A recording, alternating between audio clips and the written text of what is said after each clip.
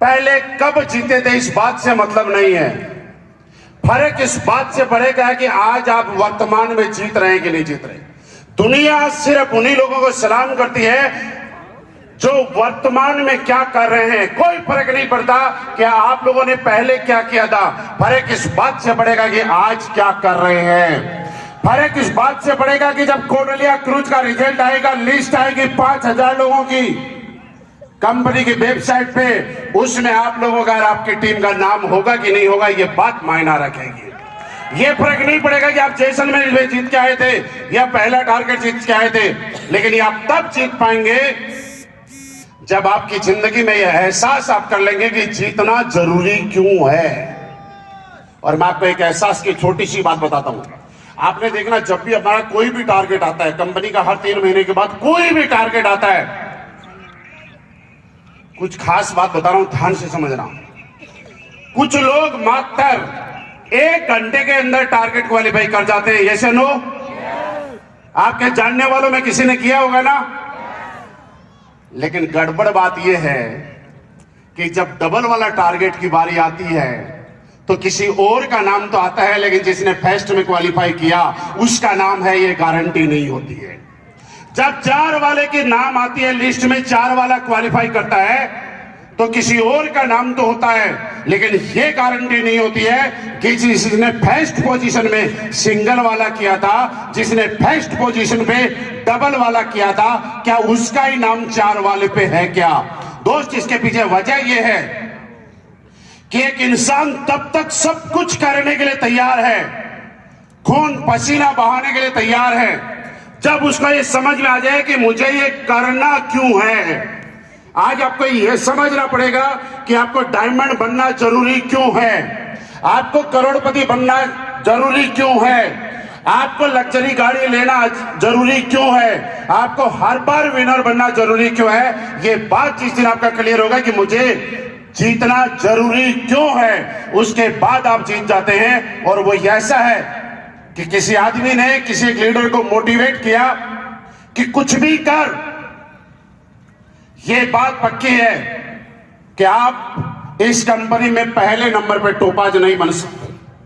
ये बात कंफर्म है कि पहले नंबर पे रूबी स्टार भी नहीं बन सकते, क्योंकि कोई बन गया।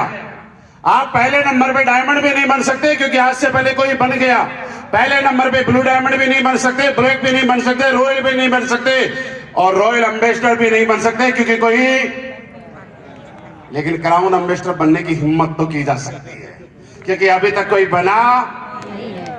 मेरे दोस्त, जब आपके अपलाइन ने किसी को यह समझाया कि आपको पहला टारगेट जीतना जरूरी इसलिए है कि जब आपका कंपनी की वेबसाइट पे नाम आएगा और सबसे पहला नाम आपका लिखा हुआ होगा, हिंदुस्तान के 25 लाख लोग जब भी वेबसाइट खोलेंगे सबसे पहले अगर किसी का नाम देखेंगे तो आपका नाम देखेंगे। और एक आदमी ने हिम्मत की और मात्र 1 घंटे के अंदर टारगेट क्वालिफाई कर दिया। ऐसा हुआ कि नहीं हुआ?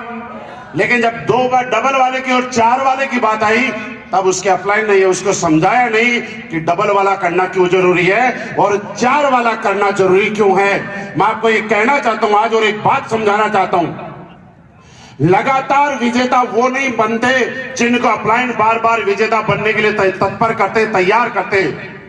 लगातार विजेता वो कभी नहीं बन सकते जिनको अपलाइन बार बार याद दिलाते हैं कि तुम्हें विनर बनना है, जीतना है, जीतना है, जीतना है। लगातार विनर जिंदगी में कामयाब वो लोग होते रहते हैं जो लोगों को अपलाइन को मोटिवेट करने की कभी जरूरत नहीं पड़ती है। कोशिश करना दोस्त, आज के बाद अपलाइन का सपोर्ट, अपलाइन का साथ, अपलाइन की गाइडलाइन, अपलाइन का मार्गदर्शन लेना। लेकिन यहां जो जीत गया जो आदमी, एक चीज प्रण करके जाना कि आज के बाद कुछ भी हो जाए, मेरे अपलाइन को मैं अपने आप को दोबारा से मोटिवेट करने का मौका नहीं दूंगा। क्या ये कमिटमेंट करने के लिए तैयार हैं? yes! क्योंकि दोस्त, जिस आदमी को बार बार मोटिवेट करना पड़ता है, इसका मतलब उसका अपना कोई टारगेट नहीं है, उसका अपना कोई गोल नहीं है, उसका अपना कोई विजन नहीं है। और मैं आपको बताऊं, कि जिस आदमी का अपना गोल नहीं होता, अपना टारगेट नहीं होता, अपना विजन नहीं होता, वो जिंदगी में अपने लिए काम कभी नहीं करता है, वो किसी और के लिए काम करता है। और मैं आपको ये बात याद दिलाना चाहता हूं कि जिंदगी में किसी और के लिए काम करने के बजाय अपने सपनों का निर्धारण करना, अपनी सोच को फिक्स करना, अपना विजन क्लियर करना कि आज के बाद अगर मैं काम करूंगा तो किसी और के लिए नहीं करूंगा, मैं अपने आप के लिए करूंगा। इस जीतने का मिशन और जीतने का संदेश आपको ये लेके जाने के लिए तैयार है। क्या अपने लिए काम करने के लिए तैयार है? यस। क्योंकि दोस्त, अपलाइन आपको मोटिवेट कर सकता है अगर उनके 5000 एसपी, 4000 एसपी, 1000 एसपी बच गए तो। लेकिन जब अपलाइन का पूरा टारगेट हो गया फिर क्या करोगे? जिस आदमी को बार बार, अगर यहां पे बैठा हुआ कोई आदमी ऐसा है जिसको बार बार मोटिवेट करना पड़ रहा है, तो वो क्या है? समझो मेरी बात। जिस अपलाइन को, जिस डाउनलाइन को बार बार मोटिवेट करना पड़ता है, ये वैसे ही है जब एक गाड़ी खड़ी हुई होती है, दिसंबर के महीने में सर्दी होती है, उसका इंजन ठंडा हो जाता है, कुछ लोग मिलके उसके धक्का मार रहे होते हैं, 50 मीटर 100 मीटर धक्का मारने के बाद वो गाड़ी सेल्फ ले जाती है, स्टार्ट हो जाती है और लोग उसमें बैठ के चले जाते हैं। ऐसा ही होता है। लेकिन जिसको मोटिवेशन है और मोटिवेट करना पड़ता है, उसको कौन होता है? वो गाड़ी होती है जिसके अंदर अपना इंजन नहीं होता है, जिसके अंदर लोग जब तक धक्का मारेंगे तब तक चलेगी, और जब लोग धक्का मारना बंद कर देंगे वो गाड़ी रुक जाएगी। मुझे बताइए, सेल्फ स्टार्ट बनना है आज के बाद या धक्का मारने वाली गाड़ी बनने के लिए तैयार है? कौन सी? सेल्फ स्टार्ट या धक्का मारने वाली? यहां से जीतने के बाद ये सोच के जाना कि अब मैं धक्का स्टार्ट नहीं बनूंगा, अब मैं अपलाइन को मोटिवेट करने का मौका मैं नहीं दूंगा, अब अगर मुझे बनना है तो सेल्फ बनना है। क्योंकि दोस्त याद रखना, इस दुनिया में किक मारने वाली मोटरसाइकिल से कीमती और महंगी हमेशा सेल्फ स्टार्ट मोटरसाइकिल होती है। अगर आपको अगर मौका मिले और आपकी जेब में पैसा हो और आपके सामने 2 ऑप्शन हो, एक धक्का स्टार्ट और एक सेल्फ वाली, तो कौन सी लेना पसंद करोगे? सारे बोल के बताइए, धक्का स्टार्ट या सेल्फ वाली? सेल्फ वाली ना। तो आपका अपलाइन भी आने वाले टाइम में किसके साथ काम करना ज्यादा दिल से पसंद करेगा? सेल्फ। तो सेल्फ बनने के लिए तैयार है? यस। कि दोस्त, ये आज जो टीम यहां पे बैठी है, कोई छोटी मोटी टीम नहीं है। ये आज एसलीपीएस वेलनेस की, मुझे कहते हुए प्राउड फील होता है कि एसलीपीएस वेलनेस की सबसे दमदार टीम अगर आज बैठी है तो मेरी आंखों के सामने बैठी हुई है। आप लोग कुछ भी कर सकते हैं, आप लोग जीत सकते हैं। बस कोरोलिया क्रूज में जाने के बाद एक काम करना है, क्योंकि इस दुनिया में एक काम सबको चाहिए, और जिसको नाम है याद दिलाओ, याद दिलाओ, याद दिलाओ, याद दिलाओ। कामयाबी की सबसे पहली शर्त है कि जो लोग अपनी डाउनलाइन को, अपनी टीम को बार बार जितनी बार याद दिलाते हैं, वो टीम उतने ही बड़े लेवल पे जाती है। आपने देखा होगा, अगर आपका अपलाइन 10 दिन तक आपको फोन ना करे, आपकी सेल कम हो जाती है। लेकिन अगर आपका अपलाइन दिन में 2 बार सुबह शाम आपको फोन करना शुरू कर देता है, आपके उस वीक की सेल अपने आप बढ़ जाती है। बढ़ती है कि नहीं बढ़ती? ये नियम सबके लिए लागू रहते हैं, चाहे डायमंड से लेकर फ्रेशर तक कोई भी हो।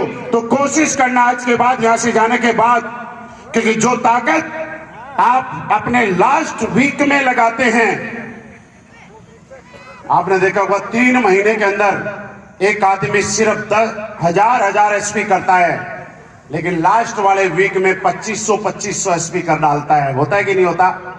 उसकी वजह यह है कि उस आदमी के दिमाग में ये फिक्स हो जाता है कि इस टारगेट को जीतने का आज का दिन मेरी जिंदगी का लास्ट दिन है। जिस तरह से जैसलमेर की क्लोजिंग हुई थी और आपने ये देखा था कि जैसलमेर क्लोजिंग का उस दिन का, जिस दिन लास्ट दिन था, आपके जिंदगी में आप डायमंड बन के कहीं का भी टूर, चाहे दुबई हो, चाहे थाईलैंड हो, चाहे सिंगापुर हो, चाहे ऑस्ट्रेलिया हो, इसके लिए कोई टाइम लिमिट नहीं है। लेकिन कंपनी के बोनंजा के लिए जो लिमिट है, ये आपको मालूम था कि एक तारीख है और उस तारीख के बाद आप चाहे जितनी सेल भेज देना, लेकिन कभी भी जैसलमेर विन नहीं कर पाओगे।